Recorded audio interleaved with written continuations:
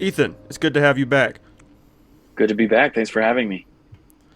Now, the last couple times we've talked, they've been really fascinating conversations, but we haven't gone as deep as we could have into your what you might call expertise, or if you're too humble for that, just your passions, and that's actually genocide. And from talking to you, off the air, it sounds like you've been working on a research paper with a team of yours. Assuming it's your first paper, what has that process been like to, publishing a research paper or presenting it, or whatever it is exactly you're doing? Yeah. So we've been working. It's me and another student author and a faculty co-author as well. We've been working on a paper for about a year.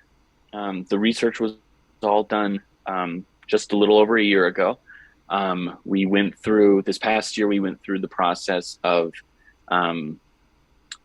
finalizing information, straightening it all out, running a series of statistical tests on it. We were accepted to present at the annual conference of the International Association of Genocide Scholars. We presented there, and then the past few months, we've been working on getting the paper in a presentable state so that we can make it available for publication in an academic journal. So it's been quite a wild ride over the past year or so. Yeah, do you have any questions, specifics on the paper at all? Yeah, well, I do want to know what's in the paper, but before we even get to that, I think there's an important unpacking to do here, because something we've talked about a little bit in the past, and something I've noticed quite a bit in politics today, in America today in particular, there's this disconnect between the average person and the quote-unquote scientific community. And I'm just going to lump any researcher or any historian, whoever, into that group for the time being. Now, just for the sake of any average person who doesn't know what's going on in these circles, what are you actually doing? I mean, you say you're presenting. Who are you presenting to? What are you trying to achieve with this presentation? Like, what are you actually doing here? Yeah. So our presentation took our audience was basically a collection of historians who were invested in their own projects. There were a couple. There was like a director of kind of a genocide studies institute at a university in New York who was there. Kind of some historian thought leaders as well in the audience. So the presenting audience, it was us along with a bunch of other colleague historians and stuff like that. We had we had a lot of statistical analysis, but there weren't any kind of like data scientists that were in our presentation at all. We are in the process of preparing for publication, and the audience is going to be more broadly genocide scholars. So that will include historians. It'll include people who are running these kind of tests as well, in terms of looking at genocide. So those are our audiences and who we are presenting to. What's the actual goal with presenting? And you could talk more broadly about scientific research, or more specifically your case, whatever seems best here. But what are you aiming to do? What can a professor or director of an institute or a historian, what can they glean from this information? Why would you bother hearing about this information from someone like yourself? What's the aim here? Yeah. So I guess the really useful product that we ended up with was what we kind of term as a new and improved genocide database. The paper focused a lot on evaluating existing databases and then comparing them and being, okay, this one has a gap in it, or it has a flaw in the definition that they're using that prevents it from including other cases that we feel really should be included. Um, and these are maybe some parameters that weren't as helpful.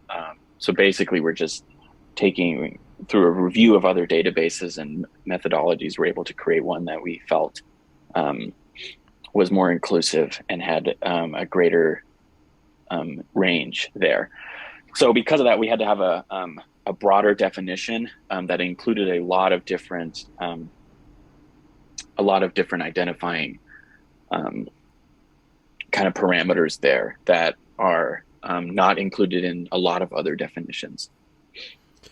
So are you actually creating your own database for other researchers and professors to pull from, or is this a meta-analysis of the previous databases? So right now it's basically a meta-analysis, but I guess the ultimate goal of that's in the minds of that's in my own mind and in the minds of my co-authors would be that, hey, if we had the time, the money, the ability to make this into the kind of database that other people could use, that would be amazing. But it's a lot of effort that we're unprepared and ill-equipped to push it out to that. You'd have to host on a website and make sure that everything's updated and have all that stuff. So right now we're just the database is included as an appendix and stuff like that. But yeah, that's where we're at. And in case I haven't actually asked specifically, what are you trying to learn from this information on genocide? You're trying to discover what causes genocide? So we're looking at what we identified 4 key factors in genocide. The 4 factors are empire, state, revolution, and war, and these are the kind of the 4 main factors that we were able to identify as being, involved in genocide there. And because of that, we can look at a historical analysis of these different cases. The statistical analyses that we performed were really kind of trying to seek out which variables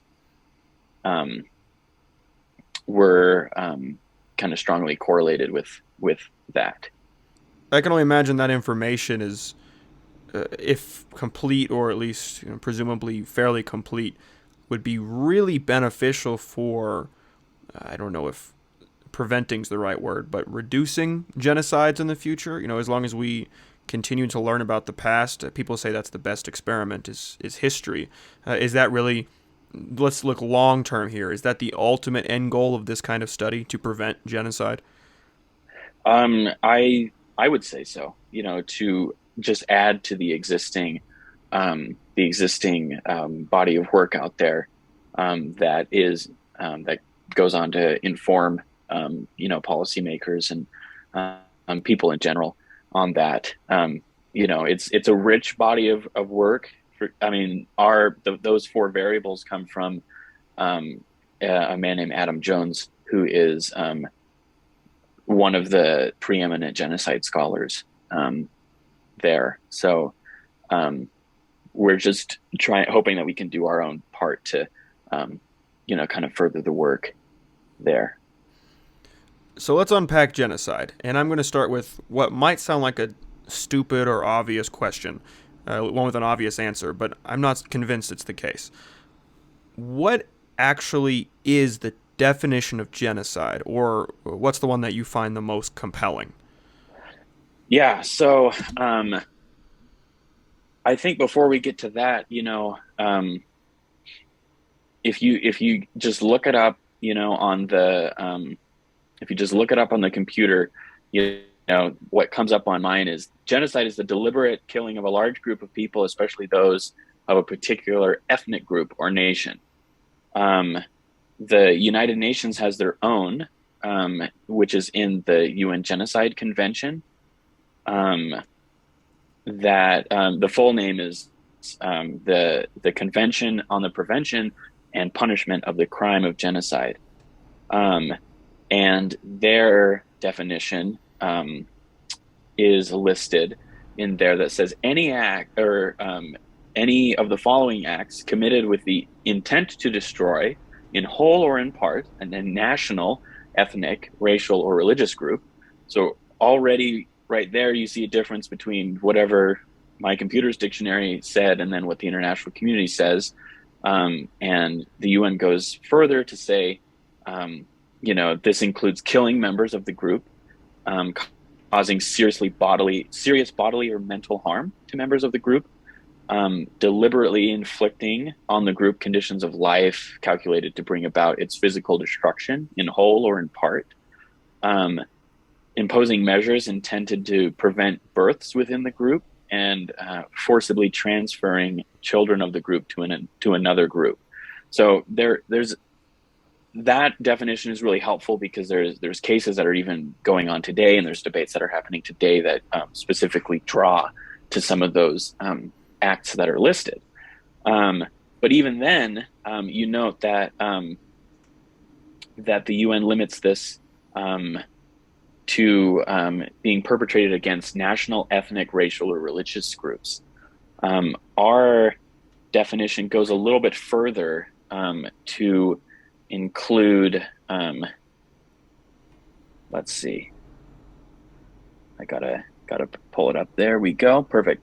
So ours, I'll just read it for you. Our definition that we used is: genocide is the deliberate destruction in whole or in part of by an identifiable perpetrator group of a national, ethnic, racial, religious, political, social, gender, or economic group. This can involve not only mass murder, but also starvation, forced removal or deportation, systematic rape, and political, economic, and biological subjugation. So right there, we've included, the UN definition doesn't include political, social, gender, economic groups. And there's an interesting history behind the reason of that, why it doesn't actually do that. Do you know that history? I'd be interested. Yeah, so the original drafting of the Genocide Convention, which was presented to the UN in 1948 after a lot of work, by a Polish scholar named Raphael Lemkin, who went to the United States. He's actually the person who coined the term genocide. In 1944, he published a book called Axis Rule in Allied Europe, in occupied Europe, not Allied Europe, where he identified,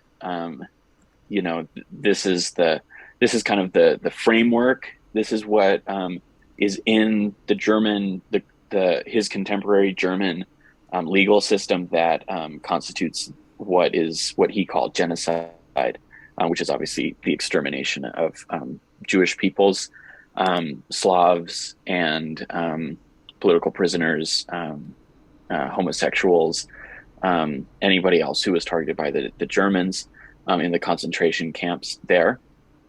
But the original drafting of it included political groups, and the Soviet Union objected to that, saying that it wasn't a valid, it didn't constitute genocide. And you look at what the Soviet Union was doing at that time, it was well in the throes of Stalinism, where there was mass repression of political prisoners, forced labor in the Gulag systems that obviously resulted in deaths, as well as in 1932, 1933, what's known as the Holodomor, which is generally viewed by the scholarly community to be a genocide, or at least perpetration of crimes against humanity by the Soviets against the Ukrainian kulak population. Kulaks are basically wealthy peasants who run farms, but they were targeted as part of Stalin's efforts in collectivizing agriculture. And it it resulted in a famine that decimated Ukraine during the early 1930s.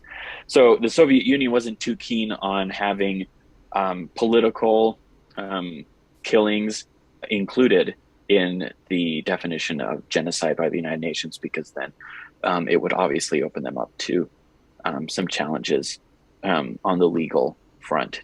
It's not the only thing. You know, the original drafting also included mentioning about cultural destruction, and the main objectors to that, it's not in there, obviously, but the main objectors to that were former colonial powers like Britain, France, and Holland, and stuff like that, countries like that. So obviously countries that have kind of a sordid history there weren't too keen on having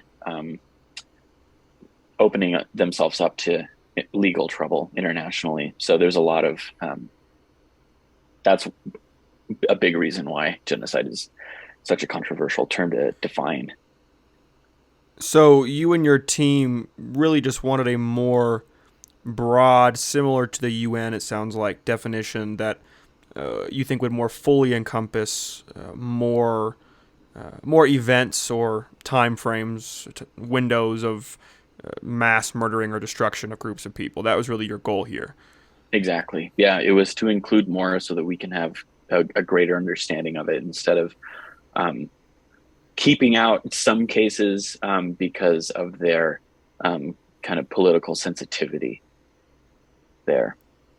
Even though the term genocide was seemingly incomplete from the get-go, was it done with good intention? Is the term genocide really just a way to hold countries and identifiable groups accountable for acts that were otherwise undefined, but we knew were clearly unethical or horrendous in many cases? Yeah, so the term genocide, Raphael Lemkin was a legal scholar, and his objective was to develop a framework of international law that allowed for the prevention and punishment of genocide.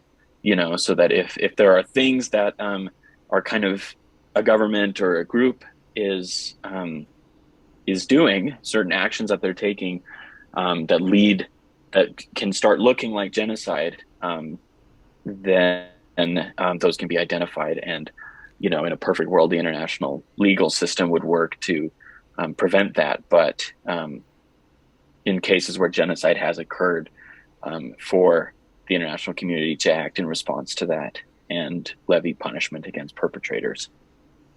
So how do you distinguish between war and genocide versus a nationality? It's a good question, right? Because you look at all the different wars. There's been, you know, an unmeasurable number of wars throughout history, and told of in you know, ancient texts and all sorts of stuff. Not every situation of war constitutes a genocide. You know, not a war may include a genocide of a certain group of people, but the entire war is not considered a genocide. So, the easiest example to look at is World War II. You know, we don't look at World War II and think that World War II is a genocide. You know, we view World War II as, you know, a global conflict spanning many years that encompasses a genocide that you know, we call the Holocaust as well. The big distinction there is that you know, in international law, there are rules about war. You know, there's code of conduct, there's ethics of war that have been developed throughout human history. But the main sticking point with war is that it needs to be combatants fighting combatants. You know, there's all sorts of treaties and conventions that have been drawn up about war that define who is a valid target, who's not a valid target, you know. So kind of a general rule of thumb is that, you know, soldiers need to be wearing a uniform, fighting against uniformed members of another country or another group and stuff like that. They need to be fighting under a flag, um, for lack of better words. And military targets are valid targets for proportional um, strikes. So that's another part of kind of the rules and ethics of war is proportionality, um, where if you're attacked with a tank, it doesn't mean that you should go and drop a nuke on the other country and stuff like that. So you need to act in accordance there, and you need to do everything that you can to minimize the civilian casualties. Civilian targets are not valid targets in our ethics of war. They need to be military targets. They can't be soft targets like airports and schools and hospitals and stuff like that. Those are considered war crimes if you attack those or some of those sites. Whereas in genocide, it looks pretty different. Most of these cases of genocide, you are targeting a group of people based on an identifiable characteristic of that group, according to our definition. It could be you're eliminating people because of their race, you're targeting people because of their religion, their gender, sexuality, economic standing, nationality and stuff like that. And so that includes, a lot of cases throughout history, but so it's not just combatants that get wound up in cases of genocide. They will, but I think the key part of that is that anybody that can be placed in the target group is targeted, regardless of whether or not they're participating in a war. It doesn't matter which side they're on.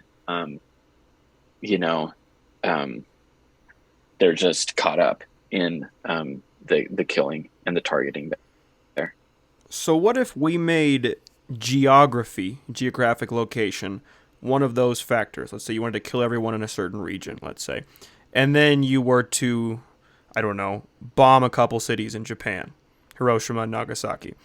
This is non-combatants, presumably innocent people, killed on I think you've mentioned to me before, on the tens of thousands. How is that different from a genocide or from a war crime, or maybe it's one and not the other? How is that defined here? Yeah, so there are a lot of people who would say that it's a war crime. I have not seen very many people talk. I don't think I've seen anybody talk about how, using the example of Hiroshima and Nagasaki, that those constitute acts of genocide by the United States against the people of Japan, because the rationale that's used there talks about preventing the continuation of the war. The bombs were dropped in September of 1945, I believe, kind of end of summer, beginning of fall 1945. The war in Europe had already ended at the beginning of the summer, end of spring, and the Japanese were still fighting. The fighting that was taking place in the Pacific was known as island hopping, where Allied forces were fighting Japanese forces on small patches of land in the middle of the ocean. It was brutal fighting, flamethrowers and sword attacks. There were suicide attacks as well. Just awful fighting that was going on there, and there was a fear within the military command in the United States and Allied military command that what happens when we get to Japan? Are we going to have to fight kind of a fanatical force on their homeland, where they're basically fighting for everything there, and the risk was deemed too great, and so they decided to drop atomic weapons there. There's also, I've heard, another point of view that the bombs were dropped primarily as a signal to the Soviet Union that, hey, don't mess with us. We have these bombs, and that Japan would have surrendered. Without that, they were, a few weeks from surrendering, and that the use of the bombs was to signal to the Soviet Union that we have this new weapon. We're top dog now. Don't try to overextend your hand in Europe or in anywhere else. But what's key there is that the intent was never the American government's intent was never to destroy in whole or in part the Japanese people at all. It was either to end the war or to send a message to the Soviets. I think that I wouldn't call it a war crime, but I think that it's definitely not something that we should be doing in the future. What if our intent was to kill, let's say, an entire country of people or the majority in an attempt to win an overarching war or to prove a point with the Soviet Union? Say we drop 15 nuclear bombs, atomic bombs, what have you, and it takes out all the major cities in a country, say Japan. It doesn't really matter for this case who. Is that a genocide because it was to prove a point militarily, say it's some hypothetical military tactic, but it was directed at a country intentionally because of, let's say, some political reason towards that country? Is that a genocide of that country on the path towards winning a war? I would say yes, that it would be. I think that, so going back to the Holocaust again and the actions of the Nazi German administration there, the objective was not solely to eliminate their enemies, and specifically the Jewish people, for the sake of it. I think that we can. There's a lot of German propaganda that dehumanizes the Jewish people and scapegoats them for a lot of the problems that were facing Germany at the time, building on a long tradition of anti-Semitism within Europe at that time. There's still elements that linger, but there's always another goal that's going on behind here. Are you familiar with the term Labans Realm? No. So it's a German term. It's a German word that its English is kind of like living space or living room. And if you look at the actions of what the Germans were doing there, why did Germany feel the need to invade Eastern Europe, invade the Soviet Union, the biggest country in the world? Why did the Germans feel the need to do that? I don't think it's something that we study a whole lot, or really kind of do a deep dive into it. But Labans Realm, is kind of like a German version of Manifest Destiny. Kind of, it's not a one-to-one, but a lot of German thinkers at the time and thinkers within the Nazi Party referred to Manifest Destiny as kind of an inspiration, where the Nazi ideology looked to the East and viewed this as, hey, this is we are destined to have control of this territory as German people. You look at one of the first big international incidents leading up to World War II was the German annexation of the Sudetenland, which is a region within what was then Czechoslovakia. It's now Czechia, where there was a large group of German speakers and ethnic Germans and all this other stuff. And so Germany, Hitler viewed that as like, hey, I need that. They need to be unified into a greater Germany. You see the same thing with what's called the Anschluss, which was the German unification with Austria. It was part of the Nazi project of unifying German people. And then looking to the East, you see the development of a colonialist project where the Germans look to the East and see wide open expanse that is obviously peopled There's a lot of people living on it. It's not a wide open expanse, but in their mind, um, these are stepping stones. We need to go and remove these people so that we can have Germans living on the territory. So the occupied territories were divided into separate administrations that were run similarly to how colonies were ran.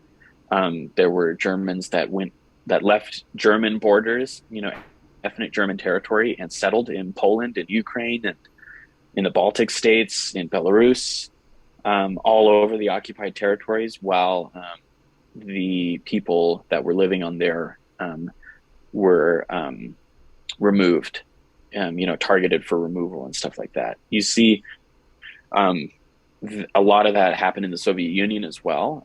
Hitler had played up propaganda demeaning Soviet people as I don't like the term, but Asiatic Bolshevik Jewish hordes, where appealing to the fear of the Mongols when you hear the word hordes, playing it up in the propaganda that, hey, these people are they're not European, they're not white, they're not German, they're not Christian or Germanic in nature or anything like that, and so therefore we are better, and we need to take their land. They're not utilizing their land in the way that will benefit us. And the Nazi ideology has a lot of clever mechanisms that allow them to think that they are above other groups of people. They co-opted Christianity, renaming or kind of having an official state-sanctioned church of sorts called Positive Christianity, which basically said that, yes, there is a God and he likes German people above everybody else and has given us the divine right to go and do all this other stuff. A lot of Nazis were not practicing Christians, Protestants or Catholics or anything. In the SS, it was beneficial to your career to kind of renounce your religious affiliation and join kind of this pseudo-religious community called Gottgläubig, which is basically just God believing, but it doesn't follow the framework of any particular religion. There, it just says that, hey, you acknowledge that there's a higher power of some sort, and that this higher power gives us the right to do what we want to those who we deem beneath us. So so that's kind of a big roundabout way to talk about that, yes, even if there are other motives, if you have to kill an entire people and destroy an entire group based on their identity or whatever in order to achieve another motive, then that's still genocide. Whenever I hear conversations around genocide, admittedly they're generally mainstream political, short interviews and so forth, so they're not very in-depth, but there always seems to be undertones or even overtly explicit appeals to some religion or religious thinkings, that kind of ideology. And the arguments are very different for someone like Stalin or atheist communism, as America liked to describe it. Those arguments are a little different. But even if you stay on Hitler, I mean, if God is mentioned in Mein Kampf, God is mentioned in some of the military-sanctioned belt buckles, and while yes, this positive Christianity you mentioned is more accurate by the time this is at its peak, I've even heard arguments that originally Hitler was Lutheran, or some people even say a derivative of Catholic, although I think that's an interesting one to get into. But what role do you think religion, or if you want to go more broad to something like a Kim Jong-un type religious leader, what role does religious ideology and religious style ideology, dogmatism you might say, play in genocide? Is this a factor that in fact not enough people are talking about, and we're trying to stay away from it for, especially in America, not offending, and you don't talk religion and politics and conversation. But is there any validity to the idea that actually maybe this dogmatism has an underlying problematic mindset or willful ignorance or what have you that actually could be maybe not causing but playing a role in the continued continued endeavors we see with these genocides? Does that make sense what I'm asking you? Yeah, I think so. And I can start addressing it. And if I'm, missing your point or whatever, you can interrupt me. I think that you look at a lot of these cases, and religion is almost always involved in some respect. In case of the Holocaust, at least on the victim side, it's because of their religion they are targeted. You can look at what's going on or what happened on the German side, and German Christianity at the time, Nazi co-optation of it, the spin of it. I think you look at the United States and what was happening with the Native American population during Manifest Destiny. If you've ever seen the picture, which I believe is actually called Manifest Destiny, but it's a painting of this white woman. She's basically glowing, leading the way, into this for all the white American settlers to tame, quote unquote, tame the savageness of the native inhabitants. There's obvious religious undertones there, and Manifest Destiny, it's like divine providence that's coming down and allowing, us to take over this. God wants this territory for white Protestant Christians. So white Protestant Christians need to be the ones who take control no matter what. It doesn't matter who gets in the way, So I think that that religion can definitely play a role in,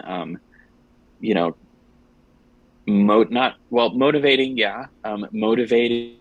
and directing this kind of violence. I don't think that,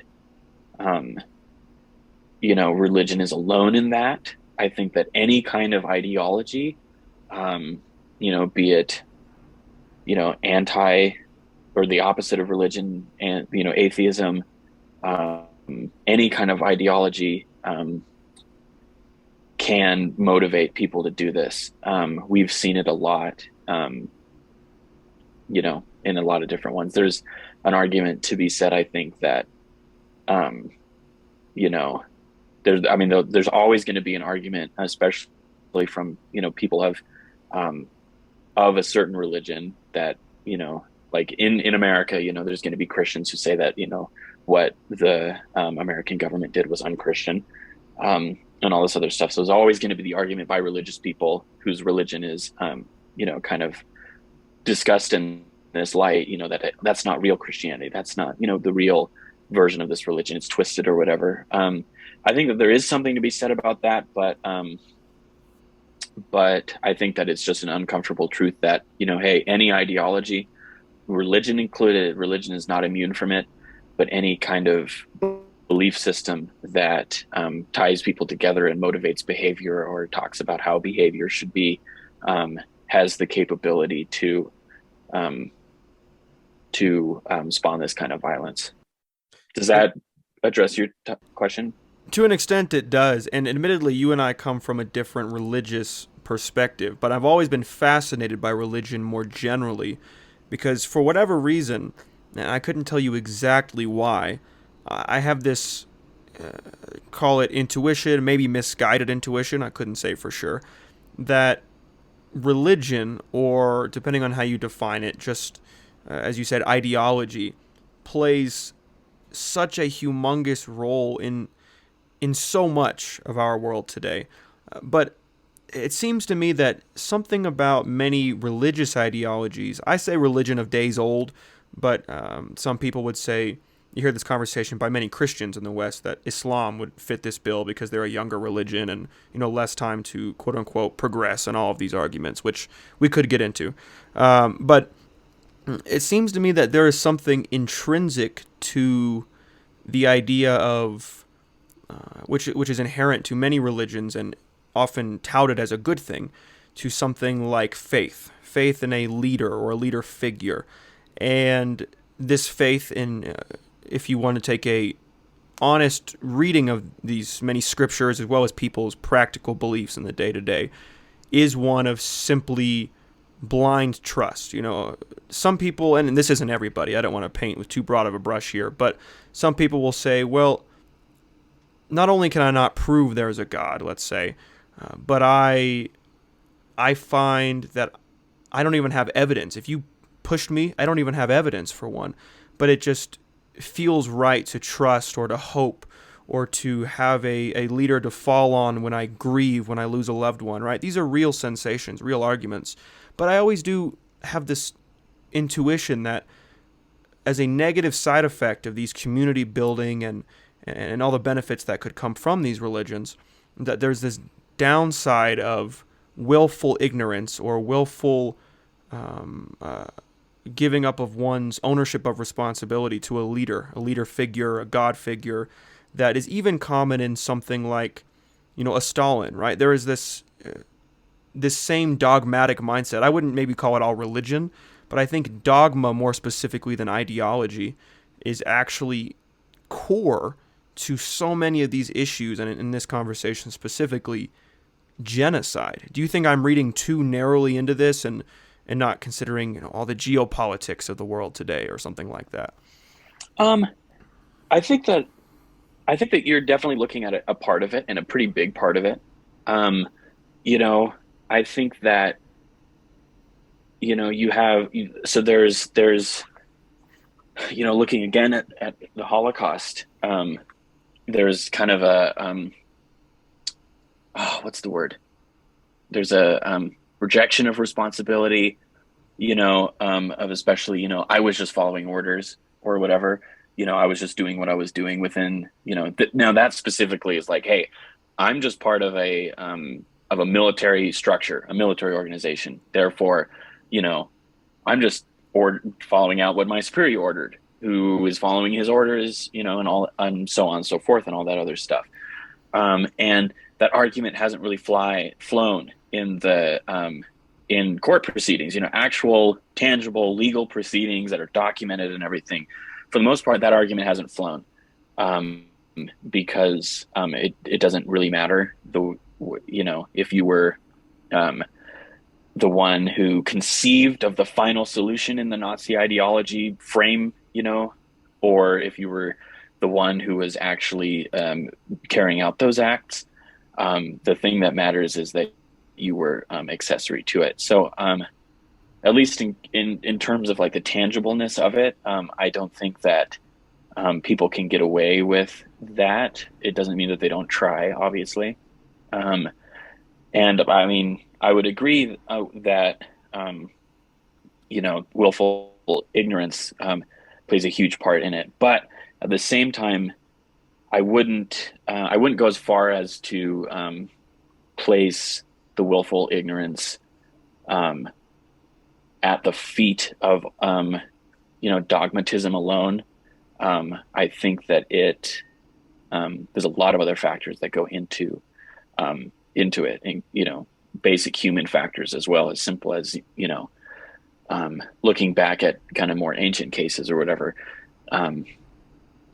Some group of people is on a better piece of farmland than a better grazing land. I need to remove them from that land.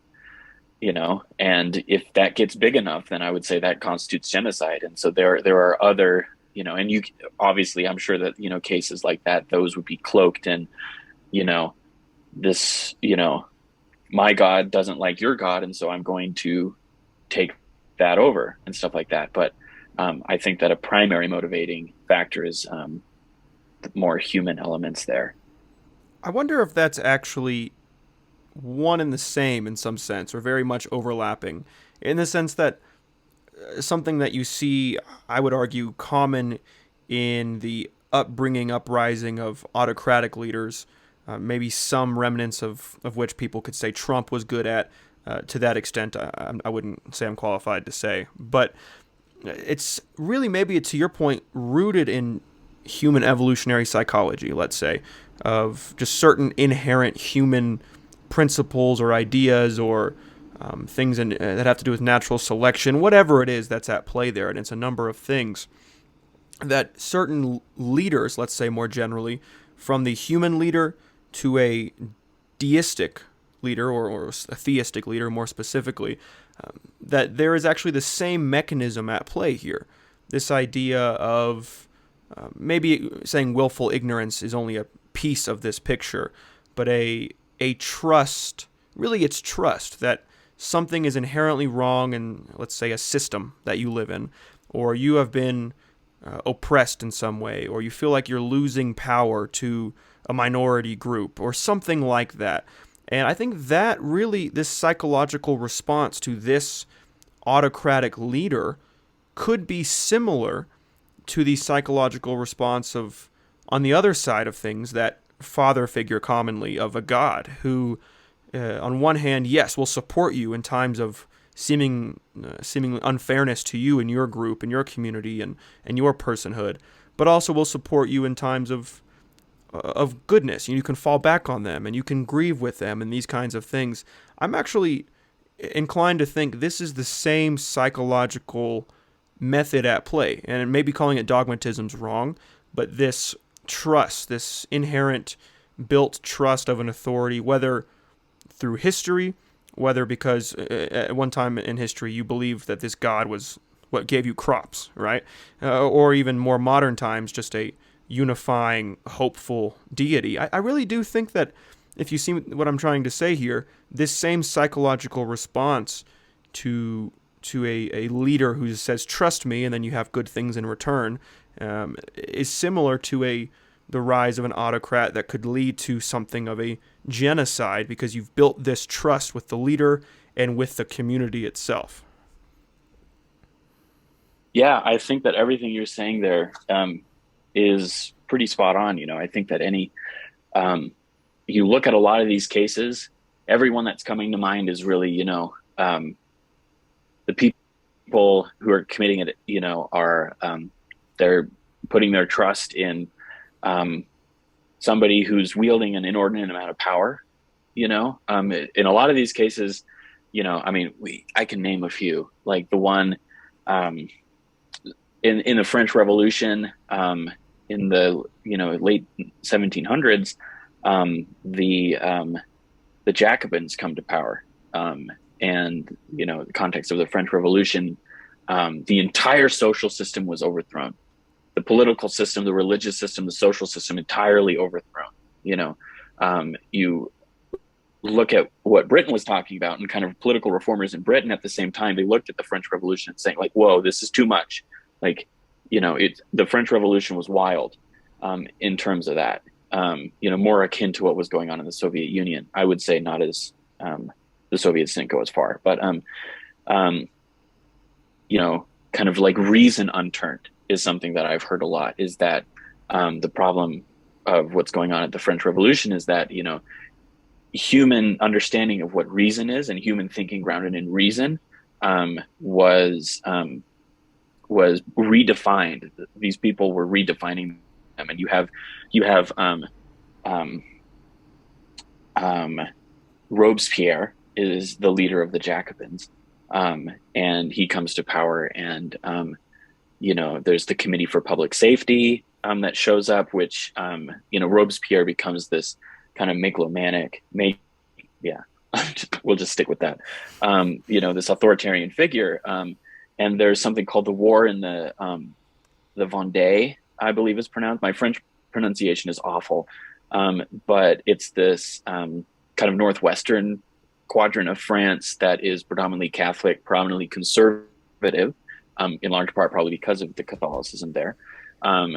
And they were obviously not big fans of the French Revolution. And the Jacobins and their affiliated forces, widespread slaughter of the farms people and the people in the region. And I think you look back and you can tie that back to, hey, I am putting my trust in Robespierre, if not Robespierre himself, but I'm putting my trust in the Jacobins, if not in the Jacobins as an organization, in the ideals and the things that they're saying. I'm putting my trust in that. Hey, we're building a new society, and so I'm going to target the things that I'm being told to, and things that make sense in my mind for why my life was not good, or why at least it's not getting better in the way that I think that it should be getting better. And we can do this for pretty much any case there. But I think that you're right, that trust, when we give too much of our trust away and abdicate too much of, any of our personal responsibility to, a god or a religious leader or a political leader, or it doesn't matter to anybody else, I think that we can start running into problems. Do you think, to really hit the nail on the head here, that this is not only a factor but potentially a requisite? Can you name cases of genocide where there wasn't this overt trust in a leader of some kind? Because presumably that leader has to get power somehow to commit an atrocity or to convince people to commit it with them. And up until recent history, we haven't had the technological means to just have a genocide at the press of a button. That's a relatively new concept. So are there any cases where you could have a genocide where people maybe either didn't have any trust in the leader or the institution, or maybe that trust just wasn't in the leader, but they trusted the institutions, let's say the military, so much that it didn't matter who the leader was, kind of like you said with the arguments for Nazism, although those are certainly on tough footing there. But can you name any cases where this what I'm calling a psychological trust and authority is not present? I would struggle to find one where that trust is there or not there, because even the Germans in the Wehrmacht or sorry, not the Wehrmacht, the regular German armed forces that were participating in World War II, not what's called the Waffen SS, which is the militarized wing of the SS, which is kind of the paramilitary organization of the Nazi Party, but even just the regular military that, you didn't have to be a member of the Nazi Party. You were just part of the military. There's something called like the clean German army, where, they weren't the ones that were doing it. It's these hardcore Nazi people, who were the diehard believers. They had their daggers, the SS death heads and everything. They're the ones who are responsible, and we're just part of the military. I'm just doing what I'm supposed to do here or whatever. But even that is trust in the military, as an institution, that, hey, if the military is telling me to do it, it's got to be okay, And I think in that case, where does the military get its direction from and stuff like that? So I don't think that there's any case. I think you'd be really hard pressed to find a case where that kind of trust is not present, where either people just don't care or their own like personal responsibility machines that are going along collectively and doing this. I don't want to lose sight of what could potentially be genocide on a home front.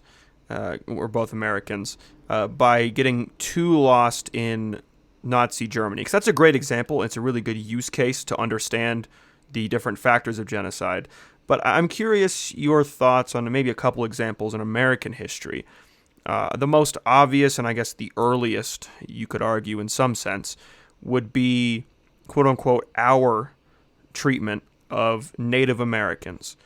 Was that a clear case of genocide? And maybe this makes me think, as a follow-up question, to what extent does inadvertent action cause genocide too? Because obviously there was killing of Native Americans and stealing land, but there's also inadvertent spreading of viruses and things like that. The stereotypical, trading of the blanket for food, and then the blanket kills the village, right? So to what extent is this a genocide, and to what role, if there is any, is inadvertent action a factor in genocide? Um, yeah, so I would be it's a hotly debated, maybe not hotly debated, but extremely contentious um, in our country, unfortunately. I believe that our treatment of Native American populations constitutes genocide. Um, I feel pretty, firmly in that. Because looking at what happened, we have a motivating ideology, that pushed us that like, hey, the United States is destined to spread from the East Coast to the West Coast. We're supposed to have this entire continent. And look at the steps we took. There were efforts to relocate entire groups of people. That's included in the UN Genocide Convention. We look at that. There were,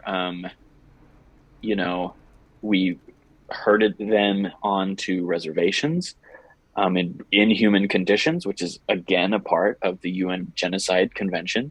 Knowing full well, I think you'd have to be, completely out of your mind to think that, the conditions on here were suitable for life, even at that time,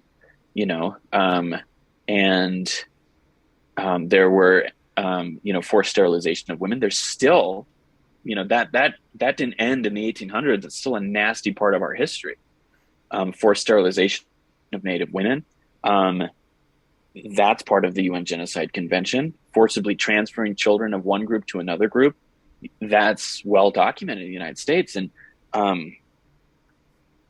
earlier this summer, like Canada especially has been dealing with this very openly in the last over the last year or two, where there were these schools that were run by the government, or where there were children of the native peoples in Canada that were removed from their families and taken to these other things as part of a quote unquote civilizing mission to help them integrate with white Canadian society. This took place in the United States. This took place in basically anywhere where European settler colonialism took place. So there's that. There's a lot of different massacres that are recounted in American history. We're both in Colorado right now. There's the Sand Creek Massacre, which is taught in schools here. It's just one of many instances where the U.S. military and kind of affiliated groups deliberately attacked and exterminated groups of Native Americans based on who they were and what they were doing. So I think that the treatment of Native Americans constitutes a genocide in the United States. Definitely. Now, when does that genocide end? Because a genocide isn't, unless they were talking nukes or something, isn't a 5-minute experience. I mean, I grew up in Oklahoma. The Trail of Tears ended there. Something like, tens of thousands of Native Americans were displaced. Now, they weren't murdered per se, but we're talking middle of the 19th century, displaced from your home. So is genocide solely this initial killing, inadvertently or otherwise, active killing, or is it in fact the remnants of that? Is it the decades following of still terrible treatment and subjugation as a result of the genocide? Is that considered part of the genocide? Is Native American genocide, did it last 200 years? Is it still happening today? The casinos weren't enough, to be a bit flippant about it. I mean, what exactly is this term genocide describing? Yeah, so I think so. I'm looking at my database that we made right now. So we include starting dates, kind of starting years there, and then we include duration. So we do kind of measure this, and we have the Native North Americans Indian removals as lasting 12 years. Mm-hmm. There's a lot of different. You can extend this. This is really just for the sake of collecting data here. And so it's obviously an imperfect science. But I think that the actions that constitute genocide for the most part are over. There's still the issue of how people are treated. I don't think that you can look at our definition of genocide or the UN definition of genocide and conclude that there's an active genocide going on in the United States. I'm sure that there are arguments to be had, but I don't think that they're very strong for that. But that doesn't mean that just because a genocide is over, that we're done dealing with its consequences, and that it's, once it's ended, that's the complete end of its influence. I don't think that that's the case because, look at, we study the Holocaust 80 years on, more than that or whatever. It's just, that's just, again, sorry to go back to that one, but, we study what goes on and what happened in westward expansion. We don't do honestly, or frankly, I don't think we do a very good job in exploring that to the correct extent. But there's still, people still live with this. Native Americans still grapple with it. And I think that we, as Americans, have a lot of room to, or left to cover there and reckon with it as a nation entirely. So, are there any problematic things America has done, particularly less talked about ones? The one that you hear the most about, at least in my lifetime or in my education growing up, was Japanese internment camps, let's say. Is there anything like that that America has done or has been involved in that would reach the scale of genocide in a maybe more recent history? Well, so I'll just briefly on it because it's in the further in the past, but the transatlantic slave trade, I would consider to be part of, or have genocidal characteristics there.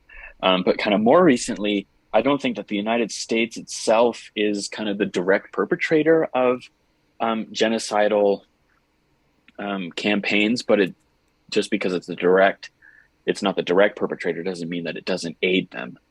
I think that there are a lot of different cases where the United States has aided groups and backed groups that commit genocide.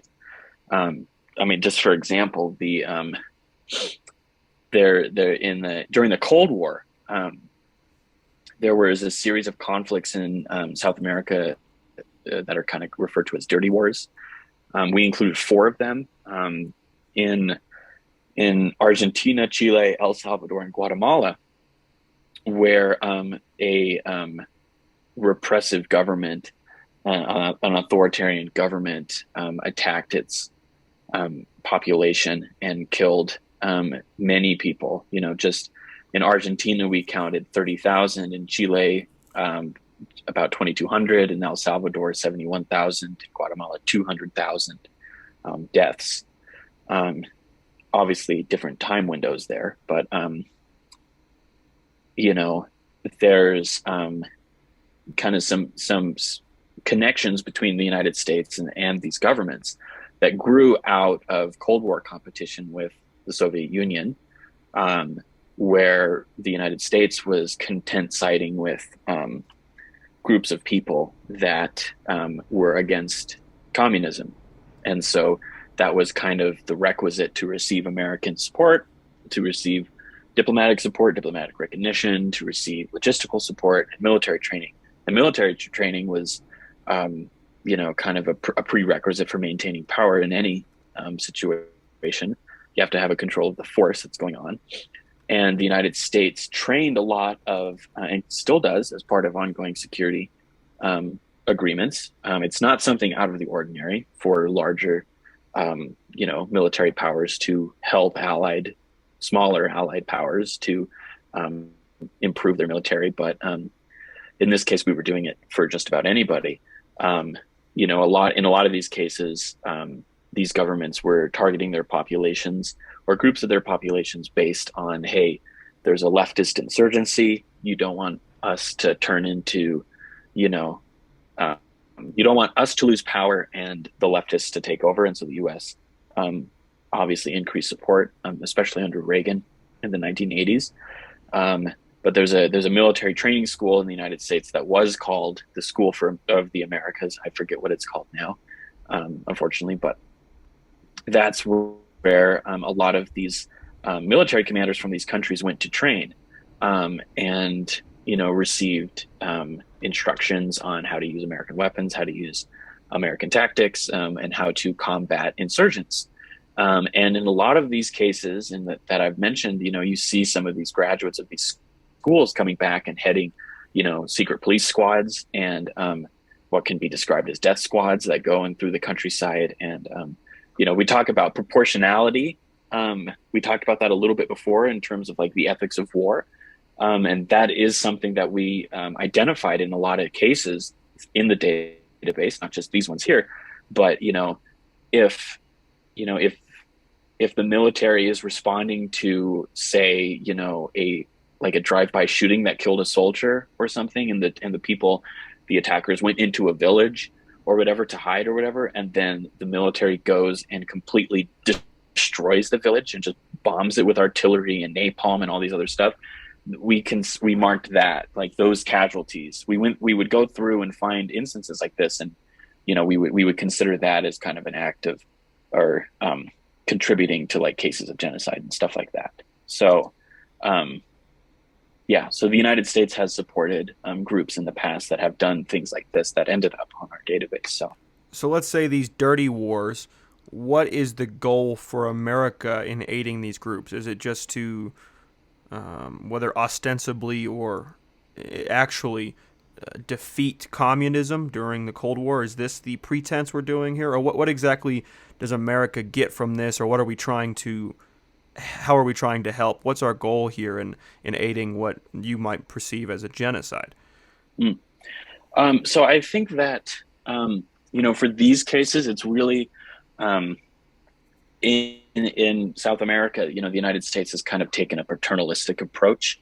You look at stuff like the Monroe Doctrine way back, a couple hundred years ago, where the United States is like, hey, the Americas is our sphere of influence. Nobody else in here. Europeans stay out, and all this other stuff. We're going to set the tone and the political atmosphere here. And so I think that we have a history of doing that. And that the Cold War, we're obviously worried, like, we don't want the Soviets to have influence here. So there's an element of making sure that we maintain political hegemony here, or at least maintain the illusion of it. Because I don't think that the United States, I think it'd be giving us too much clout to say that we, hold sway over every American state. But so there's the geopolitical aspect. I think there's also an aspect of, if an authoritarian is able to provide us with, access on an international market to their goods and services that they produce, there's a tendency to kind of be like, okay, you need to work on this, but we're fine with dealing with that. I mean, that continues today. We're close partners with Saudi Arabia, which is an authoritarian monarchy. Atrocious human rights record, but we have access to their oil market. We have access to intelligence sharing networks to fight terrorism, stuff like that. And so we're able to look the other way for a lot of these unsavory aspects. Well, didn't you hear women can drive there now under the newest prince? So you might be overstating things. Oh yeah, exactly. Jamal Khashoggi might have something to say about that, but yeah. So what are cases of genocide happening today? If there are cases happening today, what are cases that you can think of that don't get enough news coverage, or even if they are, shed some light on what's really going on there from your view? So I think, there's there's debate in Canada to recognize what happened in the past, and this is reaching the Canadian Parliament. So it's not a current ongoing one, but that's kind of a development in this sphere. I think the two biggest that kind of come to mind that are active and ongoing. So in Myanmar, Myanmar is home to a group of Muslims known as the Rohingya, which are in a specific territory, kind of the northwestern reaches of Thailand, and it's been accused of genocide. The Myanmar government has been accused of genocide against Rohingya Muslims. I think the biggest charge of that stems from the forced relocation of these people. Around 800,000 Rohingyas have fled from Thailand into Bangladesh, and their villages have been destroyed, systematically by the military and by people on the ground there. And so that was starting to so the International Court of Justice is the body that kind of investigates these and tries and prosecutes stuff. It's based in The Hague in the Netherlands. And I believe it's either 2017 or 2018 where they started it's their first procedures in dealing with this, which is I believe that they issued the government of Myanmar with kind of a statement saying like, hey, you need to protect the Rohingya people who are in your territory, so this kind of gives us a glimpse into how international humanitarian law works, kind of. It's not like the UN just comes in and protects it. It recognizes. So we recognize Myanmar's sovereignty, but we recognize that there are accounts and documented instances where people are being removed at gunpoint. Their homes are being destroyed. They're being targeted based on who they are, and so the International Court of Justice issues Myanmar with the warning and saying like, hey, you need to make sure that these people are being protected from this. So Myanmar is not under the jurisdiction of the International Criminal Court, the International Court of Justice, but it's still agreed that it would need to go and kind of put forward a case and say like, hey, this is not what we're going to be doing. This is not what we're doing. It's not a genocide. Basically making their case in defense of themselves. Earlier this year, there was a coup in Myanmar where the President Aung San Suu Kyi was deposed, and it is now run by the military. And that presents a further problem because the military is seen as the perpetrators, and now the military is in charge, and so that kind of complicates the case. So I think that's the most clear-cut example of it.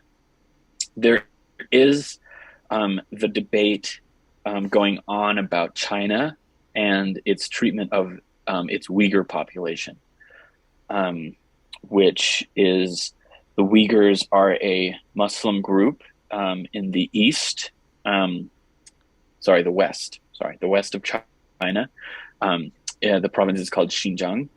It's known as East Turkestan as well, kind of locally. And there is documented evidence of, mass internment camps, forced labor and stuff like that. There are reports of forced sterilization, which again falls under the UN Genocide Convention there. Family separations, which again, the Genocide Convention talks about that. And the destruction of cultural heritage, prohibition of like native languages and stuff like that. And the United States considers the Chinese action to be, at least the Secretary of State does, considers that to be a genocide, an ongoing genocide against the Uyghur population. We decided that this year, the last day of the Trump administration, Secretary of State Mike Pompeo came out and said that. Biden's Secretary of State Anthony Blinken endorsed that view. the Canadian Parliament endorsed that view. The Dutch Parliament endorsed that. And the British Parliament did as well, saying that China's actions constitute genocide. And China obviously disagrees with that. And so I'm sure that there will be some development in the next year involving more accusations and more debate on exactly what that is and what should the international community deal with this or do in response to that. On one hand, I'm surprised there hasn't been more development. I mean, America has gone so far as to say we're not going to send political representatives to the Olympics, which that's something, I suppose. But it's on one hand seemingly no development, at least from the public's purview. You don't know how much happens behind the scenes, I suppose. But on the other hand, it's acknowledging, well, now China is becoming this global superpower that everyone, I shouldn't say everyone relies on, but there is heavy influence on China and with China and for China in some cases globally. So I wonder, what do you think the impact is in this case of the power and who has power and how power is changing hands in some sense? Some people will say China is becoming the global superpower, passing America and what have you. Their GDP is still behind ours, but arguments like this are being made. And what is happening today, and how can you see similarities if you know these specifics of days past? What role does power play in allowing genocide? I mean, my intuition would tell me those in power have an easier time committing a genocide. That seems fairly cut and dry to me. But what's your take on that? No, so I think that you have to look at the kind of more recent, but 20, 25 years ago, the cases that capped off the 20th century in terms of genocide, and that's Rwanda and Bosnia, where you look at, so the genocide in Rwanda, which was the mass slaughter of Tutsis and their allies by the Hutu population there. That lasted a few months, and it collapsed. The Tutsi rebel group showed up, toppled the Hutu government. The Hutu government fled. A lot of Hutus fled into Congo and neighboring states, and the leader of that rebel group is still in power in Rwanda today, and they hold a huge sway over genocide. The narrative there. But in Bosnia, there was a genocide of Bosniaks, which are the it's a term for the Muslim population in Bosnia, by Serbian and Croatian forces. This took place during the breakup of a country called Yugoslavia, which was a kingdom before World War II and then became a socialist state. It started collapsing after their leader died in 1980. Kind of these separate nationalist movements started to grow in strength within the ruling Communist Party there, and culminated after the fall of the Soviet Union and other socialist states. The Yugoslavia started to fragment. Slovakia broke free, and then Croatia broke free, and Serbia, which was the dominant state in there, within that multi-state union, kind of held the mantle of Yugoslavia and started targeting these other groups in removing them so that they could, try and maintain legitimacy in these regions by maintaining Serb majority there. And in Bosnia, that's where you have, massacres of the local population, singling out men from groups and shooting them dead, and then, raping female populations and stuff like that as well. And so the immediate response, not the immediate response, but the eventual response of the international community there is that we're going to go in and we're going to bomb the Serb militias that are there, and so that's what we did. NATO sent in We enforced a no-fly zone, effectively grounding the Yugoslav Air Force from operating, and then we launched targets or launched strikes against on the ground targets. We did the same thing with later in the 1990s when Serb militias backed by the Serbian government were targeting Muslims in Kosovo. We went and bombed the Serb capital, Belgrade, pretty extensively. We actually bombed the Chinese embassy on accident there, killing some Chinese diplomats. That was an interesting episode there. But that's what that I think what the point illustrates there is that the international community is able to provide like military action in defense of targeted peoples, as long as the territory that, or the country that you're fighting is not as powerful as and it's easy to do or whatever. Because NATO was right on the border of Yugoslavia, it's easy to fly planes. Yugoslavia is on the coast. You can launch planes from Italy. You can launch planes from, an aircraft carrier if you need to. That's super great. I think the problem, if you look at China and what's going on in the Uyghur population, military option is out of the question, completely out of the question, because it's in a region of the world where the United States and Western powers don't have military influence, especially since we left Afghanistan. Afghanistan borders that territory, but there's no way for us to do that. And then even if we were to do something like that, target Chinese military sites or whatever in there,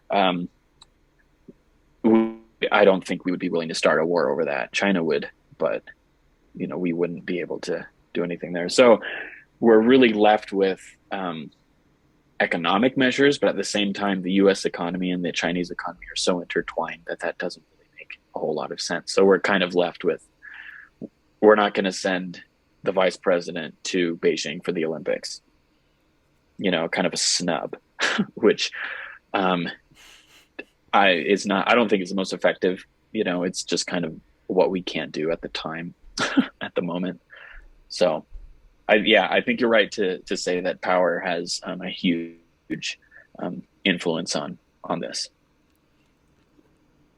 I'm not really sure how we address this then. I'm thinking to myself, and I have a little bit in the past, although with less information than you have, about China, because it seems to me our only option, to your point about economics, is it would have to be war. And I know we don't always declare war. That's something Congress does, and we tend to not always do that in our wars. But if Congress were to declare a war, let's make it official, right? We're fighting China. So I see that would be the best way to bring ally support and so forth. You'd have to disentangle the economy.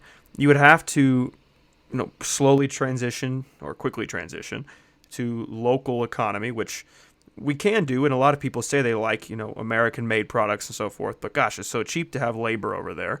But you'd really take a whole shift of the macroeconomic system of America to even have, as far as I can tell, the gate open for us to then go to war with China, which no one wants to go to war. A war between America and China, and then American allies and Chinese allies, is a world war. We're talking World War III at that point. So, I don't know what you really do about this, but to just have a history book written in 100 years that said, yeah, the Uyghurs are gone, and everyone just said, well, the Olympics are not going to be quite as nice this year. That seems like a slap in the face, Yeah, that I think is an unfortunate reality that has been the case with the genocides that have occurred throughout history, is that the way things stand currently, there's not a whole lot that can be done, which is unfortunate because there's people's lives and cultures and histories at stake. But there's not a whole lot that, you and I can do except for become educated about it, and do our part to try and spur action. You can write your congressman and congressperson and senator or whoever and kind of be like, hey, I'm not happy about this, and there can be something. But that's I just think that that's an unfortunate reality that we live with. Yeah, it seems like it ties back into what we first started talking about. When I asked, why do you do your research? Why are you doing it? Maybe, like, I mean, even saying this, I don't want to fully admit whether it's doublethink or not, or cognitive dissonance, what have you. That, oh, okay, well, we'll chalk this one up, and then we have to prevent it in the future. Well, the latter half of that, I'm all for preventing it in the future. To openly admit we should chalk this one up is just terrible, and I'm not even going to admit that because I don't have my hands on the political, power. And maybe there's stuff I don't know about that can solve this issue. I'm sure there are things we're trying or hopefully trying, but at minimum, we have to at least learn from it. That's what everyone says. What we said since Nazi Germany, and this is not the same as Nazi Germany, but we have to learn about it. And really, knowledge is power, and this is something kind of as an aside here, or maybe just a separate tangent. I remember learning in one of my classes I took a few years ago it was the history of sub-Saharan Africa since 1800.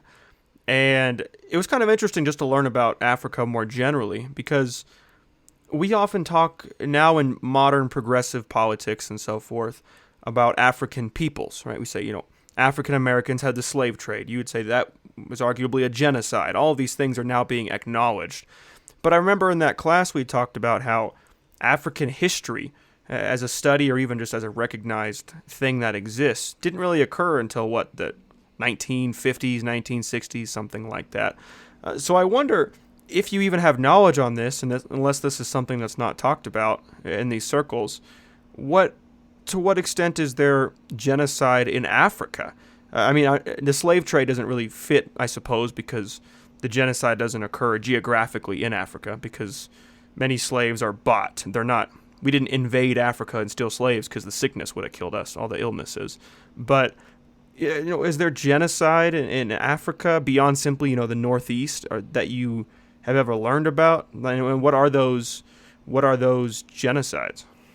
So we've included some of them in our database.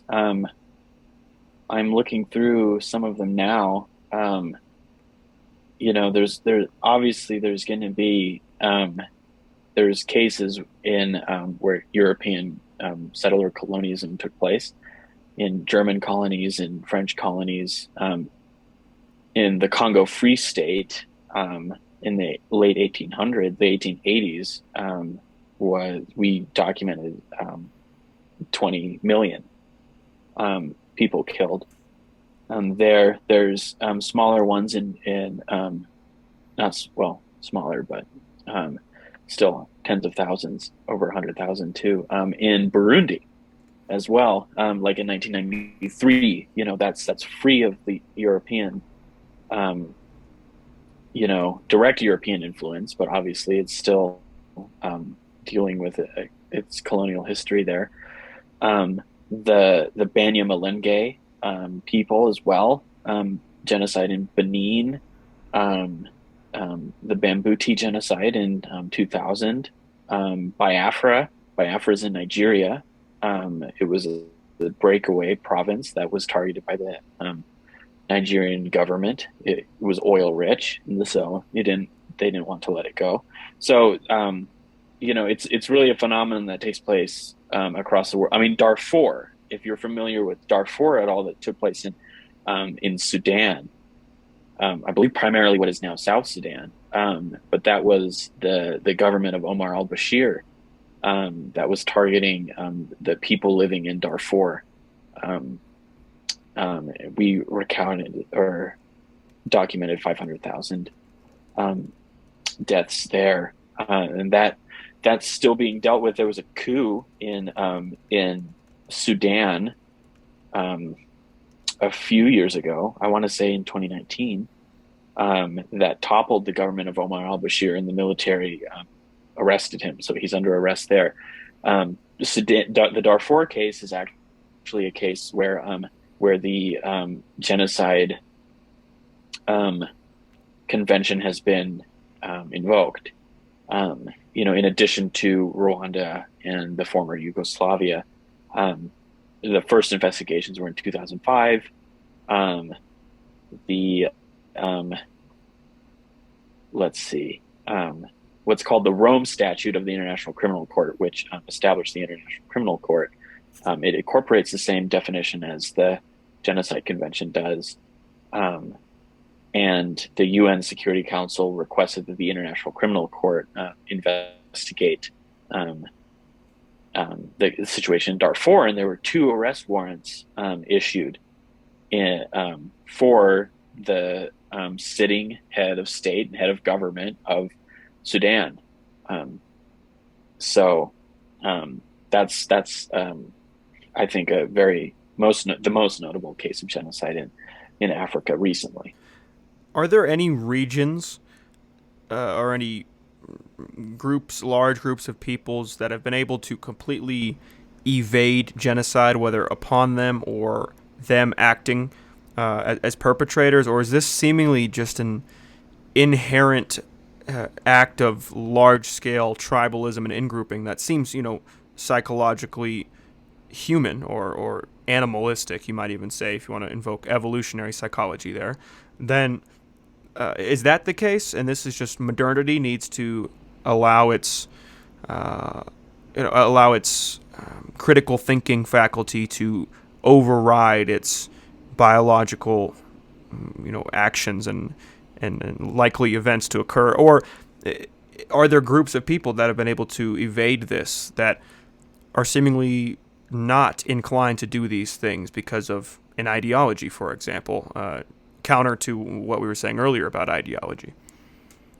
Um, I'm not quite sure if I can definitively say that there's a group of people that have evaded this. I think that recent history, has demonstrated that this, or I mean, if you, the big cases that come to mind, if you're including the Holocaust um, and the transatlantic slave trade, Manifest Destiny, all these other things, you see a lot of the perpetrators are predominantly European in descent, but that doesn't mean that that there haven't been genocides against Germanic or kind of Western Northern Europeans or whatever. You look at the Irish potato famine is considered by some to be a genocide, in the sense that the entire country or the entire island is struck with a famine, and the British government does nothing to help them, and says all this food that's the thing when reading accounts of the potato or the famine, the account is that it's not that Ireland didn't have food. It wasn't producing food. It's that the food wasn't going to Ireland. The food was being taken by British and the English, because when we talk about the British, there's multiple different nations within the United Kingdom of Great Britain and Northern Ireland. But how did we get that in the first place? The English invaded Wales and Scotland, which are on the same island as them, which is called Great Britain. It's the bigger island. And then eventually the English spearheaded an invasion over into Ireland, which is the island next to it. And it became the United Kingdom of Great Britain and Ireland, before fragmenting, and Ireland became its own thing. So I think that I'm sure that you can narrow it down to a small enough subset of peoples that have not necessarily been targeted with this kind of violence. But I think that that would be kind of missing the point. I think that every group of people throughout the world has some kind of experience with this. And do you think all people, or at least groups of peoples, are capable of something synonymous with genocide? I think so. I think that there's it doesn't matter necessarily what characteristics are in a population. I think that it's possible anywhere you go.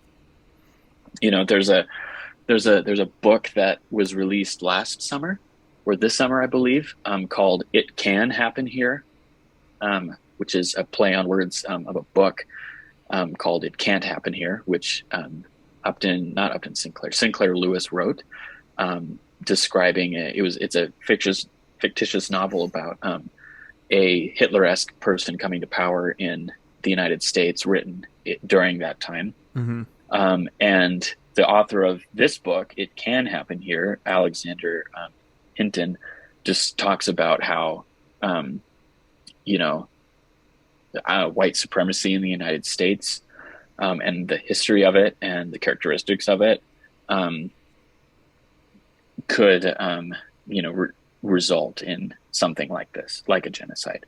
That you can't look at the United States and go, oh, it's totally fine. It's free from all of this, especially the modern United States. Like, we've changed. We don't have the same structures in place. And his argument is that I wouldn't be too sure that to write us off the list. And I think that that's the same anywhere you go, that there's going to be something that that can motivate it. And if there's not there, then at some point in history there will be something. There's an interest. I wrote a paper on climate change and genocide, and that's something that's being studied right now too, with projections that, hey, the coastlines are going to be destroyed, entire communities, in some cases in the Pacific Islands, that entire countries are going to go away. If the sea level rises, entire human settlements will be destroyed, cultural heritage will be destroyed, and all this other stuff. And so there's some number of scholarly works that talk about that and attributing responsibility for that. That, hey, our reliance on fossil fuels constitutes a genocidal act, because we have the science that proves that there is a man-made impact, and we're not doing anything to stop it. So therefore, like, oil companies or governments are responsible for this. So I think that's a little that needs to be developed a lot more for things to be said definitively. But lots of different factors. That's a fun one. I haven't seen any marketing campaigns yet, or activist campaigns that say major companies or oil corporations are committing genocide on the coastlines. I haven't seen that yet, but I'd be curious to see how that plays out. Yeah.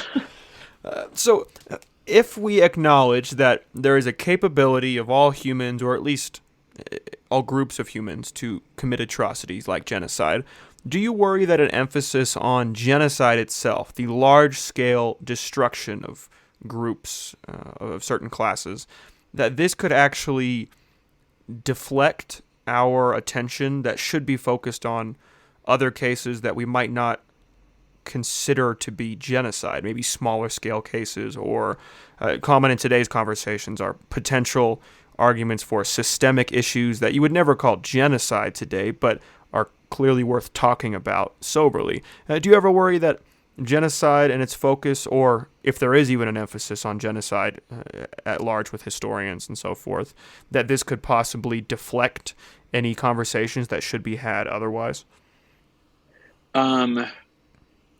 I don't think so. I think that as long as there are that there's a rich discussion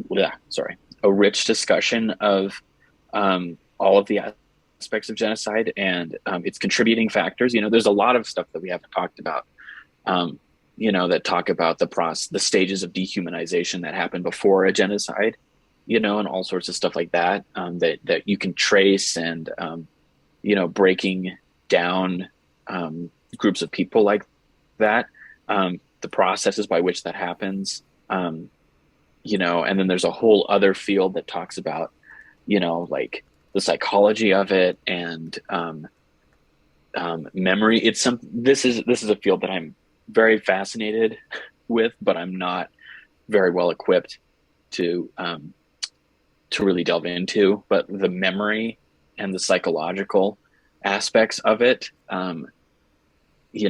that's a huge part of genocide studies, and talking about it. So I don't think that, having an emphasis on it is a bad thing, as long as there's the continuation of rich discussion within the genocide, this scholarly community surrounding genocide, as well as, political science and economics and sociology and anthropology and like all of the related fields that go into understanding humans and how they interact. Are there any facets of genocide that we haven't touched on so far that you think we would be remiss not to mention? Just now you mentioned this potential, leading up to genocide, what that looks like. Is that something you would find worth unpacking while we're talking here today? I think it's definitely, it's always something that we can um, delve into. I think that it's helpful to understand, the process by which people, um, large groups of people can be mobilized. I think that's one of the key factors or key things in genocide, is that there's a large group of people that, necessarily wouldn't think about doing this, wouldn't they don't wake people don't wake up one morning going, I'm going to, grab a machete and kill my neighbor or whatever. That people have to, this is a process by which this happens, and I think that's one of the interesting kind of debates that goes on in the Hinton book, that talks about it. But the process by which, this happens is really, you have to, people identify a problem, that there's a problem, in the United States. We don't have enough room for all of these settlers, even if there was enough room or whatever. Our land is not as good as the other one, the other lands, or, we are given this land for whatever reason. So there's a problem that's going on. In Germany, it's, we lost World War I. We were completely humiliated. We lost our empire. We lost all this other stuff. In the French Revolution, we're, being trampled on. We're being, the rulers don't care about us. The kind of the governing bargain that we have with these people is null and void, because we're being abused and exploited, and all this other stuff. And these problems are whipped up into a frenzy, that gets people looking for, well, okay, so there's this problem, but why do we have this problem? What's going on? Why don't I have what I'm supposed to have in my mind, And then it's easy to find a scapegoat somewhere, you look at a marginalized community, and throughout history, there's been people who point to them and go, this is what's the problem, and that just gets reinforced. You hear it on the radios, you see it on the TV, you see it on the leaflets, the papers in the town square or whatever. And it builds and it builds and it builds. And, in order for people to do that, for people to attack another group of people like that so totally, so destructively, so viciously, you can't view the other person as a person. That's why we look like, it's in Rwanda, the Hutu radio, Hutu power radio station, referred to them as cockroaches, Tutsi cockroaches and stuff like that. And so you're not attacking a human, you're squashing a bug, basically, and you see the interplays in German propaganda that, use an anti-Semitic caricature of what a Jewish man looks like,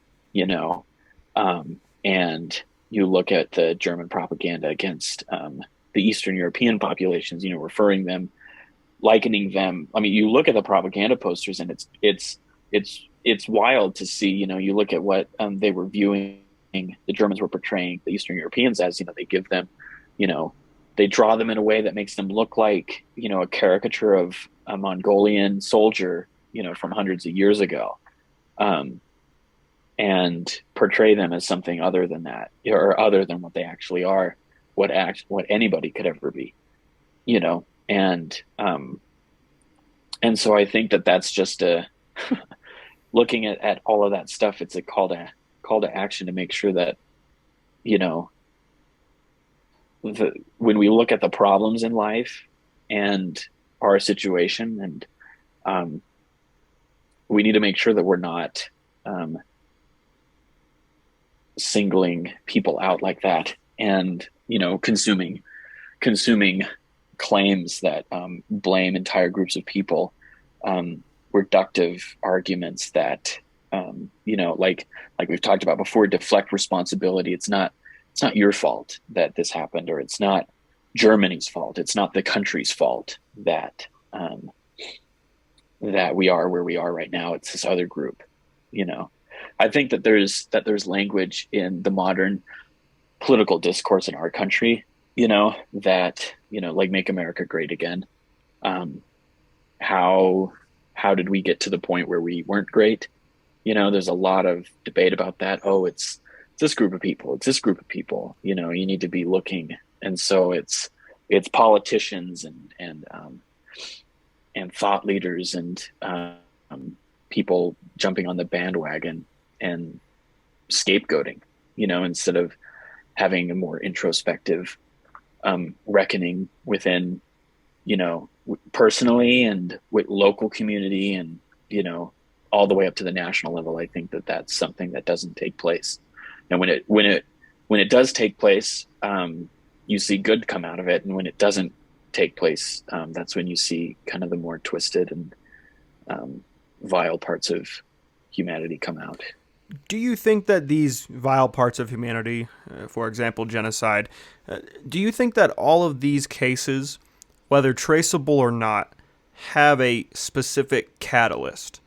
For example, a Hitler figure at his oration to the general public is a catalyst for this, or is this just an underlying issue? And is that underlying issue a catalyst? Like in all of these cases, can you reduce it back? Can you reverse engineer an atrocity back to a single moment or a couple moments that actually you can then say this catalyzed the discourse in America that led to an American autocrat were that to happen? Is that something that you think could ever be done, or is it more general than that, more vague than that?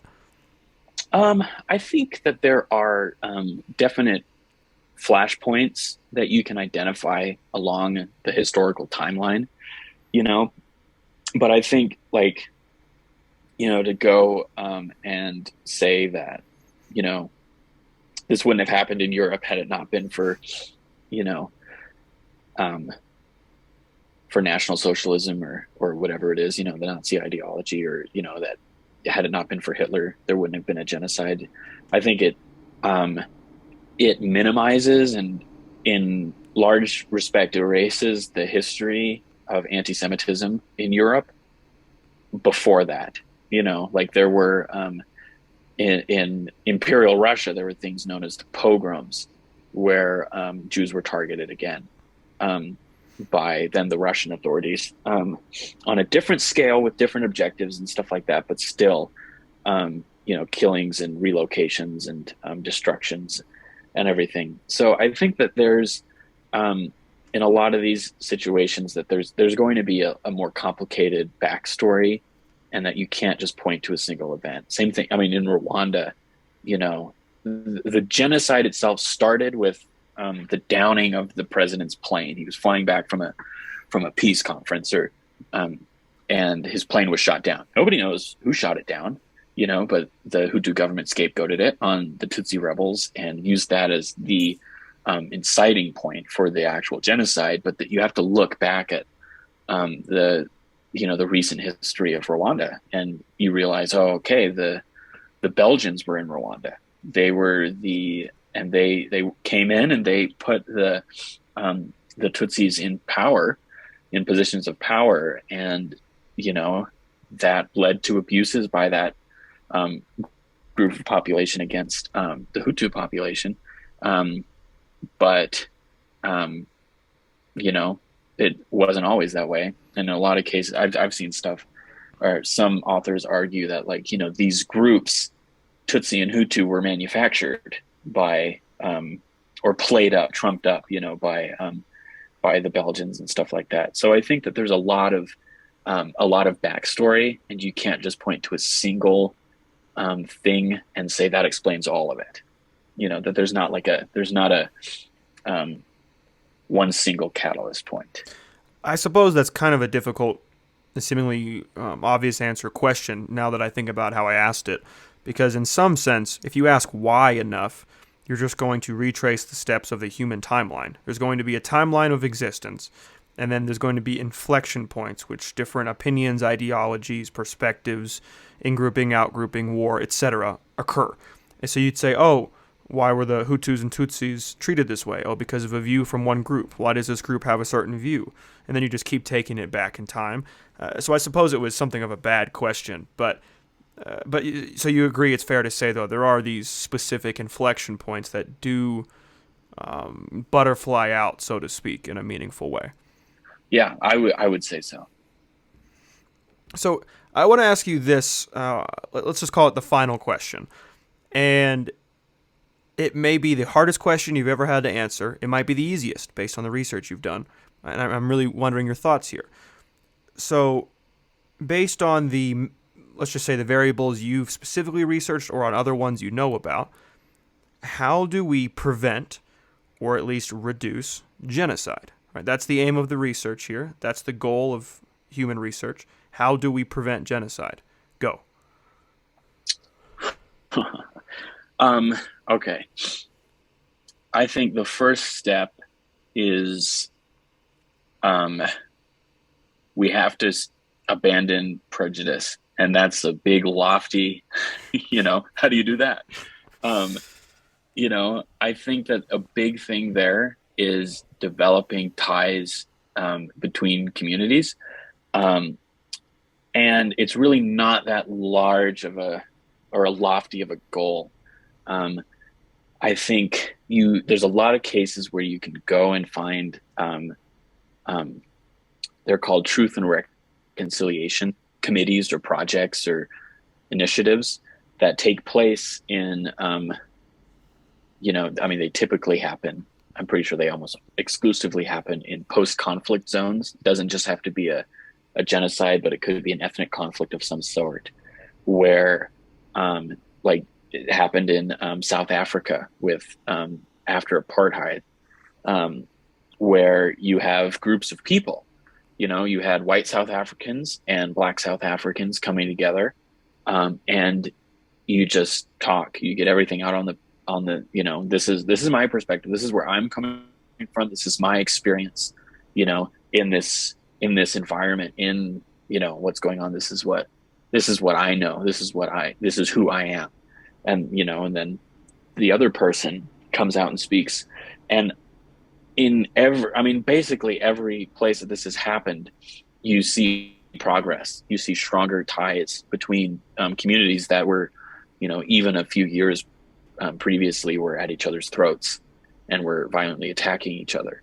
So if there was a way, to do this, and I think that there are ways to do this, as individuals, being open, seeking out other people's stories, and experiences, and being open to understanding them, and having the space to take in what they are telling you, and not putting yourself in the position of, judging or shaping their narrative, or like taking in their information, going, oh, this is what you mean, all this other stuff, but actually making the effort to, reach out and make connections with people that are not part of your in-group, your belief system, your political affiliation, your, national group, any other thing that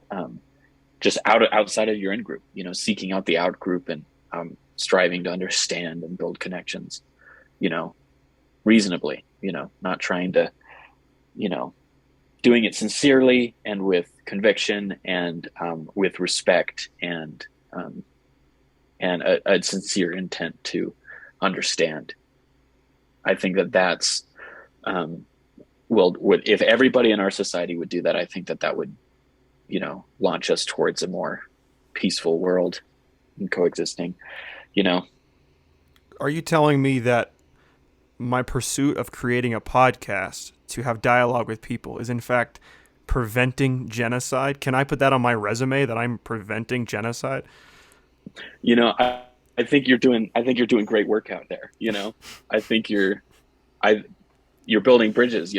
You're talking about topics that a lot of people shy away from, in a lot of different respects. And I think that that's really what we need to be doing on, any scale. Anything that people can do helps with that. So. Well, I obviously couldn't agree more, and I'm really glad we got to talk again. I know it's already our third time talking in the last several months, but I love picking your brain, and I'm sure there's more brain to pick. So thank you once again, Ethan, for sitting down and chatting with me. I always appreciate it. No worries. Thanks. This has been a really enjoyable session this last time. So thanks again for having me on.